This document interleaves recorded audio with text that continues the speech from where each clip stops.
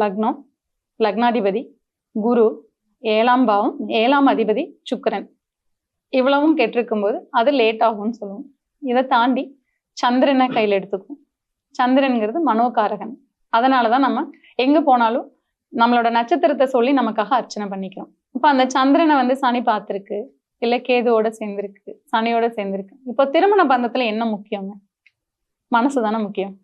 எவ்வளவு வசதி இருந்தாலும், என்ன ஒரு பொசிஷன்ல நல்ல ஜாப்ல இருந்தாலும், நல்ல ஒரு பவர்ஃபுல்லான ஒரு ஆளா இருந்தாலும் மனசு வேணும் இல்லைங்களா?